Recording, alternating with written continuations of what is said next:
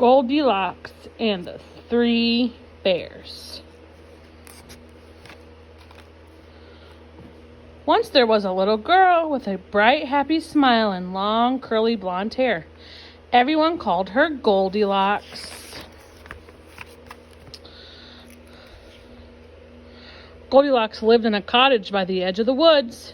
Always curious, she wondered what was in those woods. "May I go for a walk in the forest?" she asked her parents one day. "No," said her mother. "The woods are too big. You might lose your way." "No," said her father. "The woods can be dangerous. You might get hurt." "Promise us you won't go into the woods," her parents said together. "I promise," sighed Goldilocks.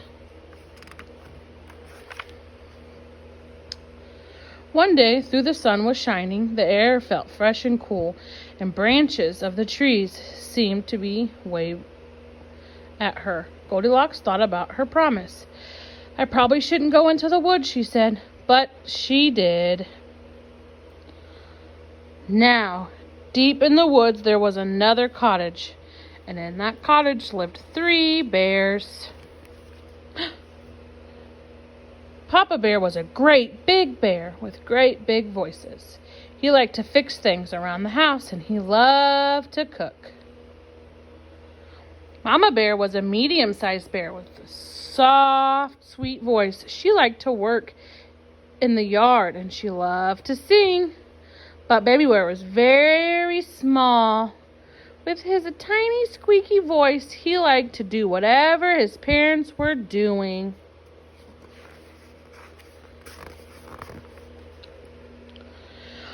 One morning, Papa Bear made a big pot of delicious porridge. He filled 3 bowls to the very top. First, he filled a great big bowl. Then he filled a medium-sized bowl. And finally, he filled a very small bowl with pictures of honeybees on it. "The porridge looked wonderful," said Mama Bear. "The porridge smells wonderful," said Baby Bear. "The porridge is wonderful," said Papa Bear. "Eat up." "Yo!" cried Baby. "This porridge is too hot." "He's right," said Mama Bear. Look at Papa." And then she said, "Papa Bear, why don't we go for a walk around until the porridge cools?" "Hooray!" said Baby Bear, fanning his tongue, and they set off into the woods. Just as the 3 bears left for their walk, someone came running out of the forest. It was Goldilocks. "Why didn't I listen to my parents?" she said. "Now I'm lost. I don't know which way to go."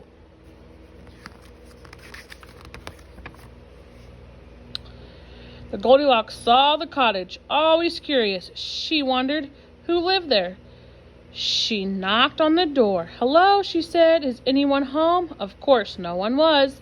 As she kept knocking, the door swung open. I probably shouldn't go inside," she said, but she did.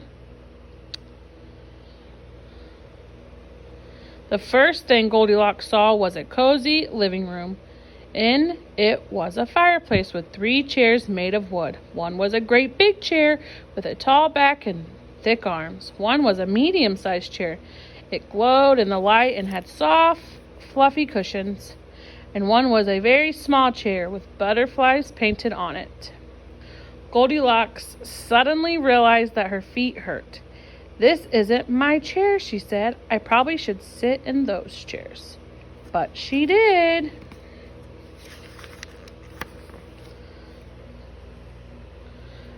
First, she sat in the great big chair. The stretchy wood left splinters in her bottom.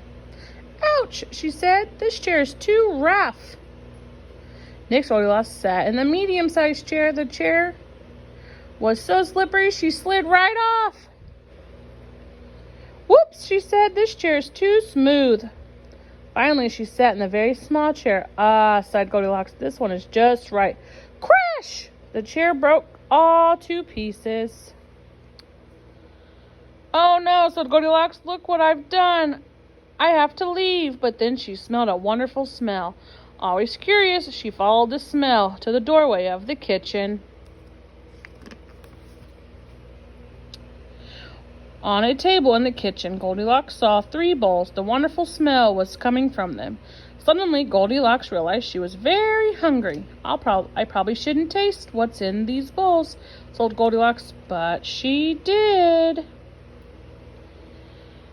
First, she tasted the porridge in the great big bowl. "Oh," she cried, "this porridge is too hot." Next, she tasted the porridge in the medium-sized bowl. She said, "this porridge is too cold."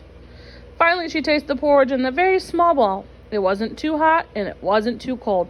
"Yum," said Goldilocks, "the porridge is just right." And she ate it all up.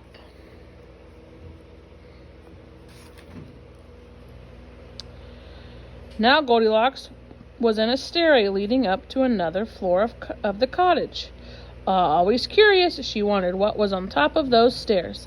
"I probably shouldn't go up there," she said, but she did. At the top of the stairs, Goldilocks saw 3 bears. One was a great big bed that was painted blue. One was a medium-sized bed that was painted red. And one was a very small bed with a blue and red frame. Suddenly, Goldilocks realized she was feeling very sleepy. "I probably shouldn't try those beds," she said, but she did.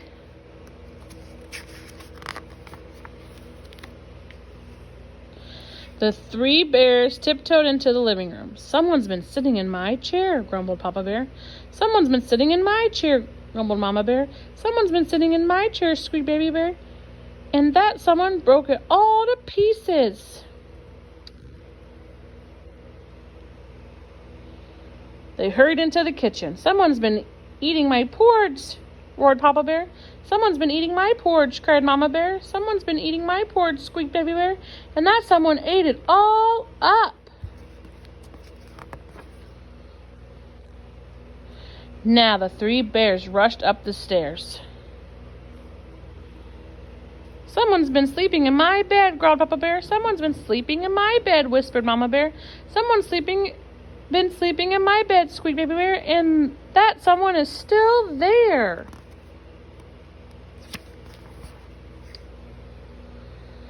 Papa and Mama Bear rushed over next to Baby Bear. They looked at Goldilocks, then they looked at each other. Papa Bear let out a great big roar. Goldilocks woke up. First, she saw a very small bear, with big wide eyes. Next, she saw a medium-sized bear with a worried frown. Then she saw a great big bear with great big teeth and great big claws. Goldilocks shrieked.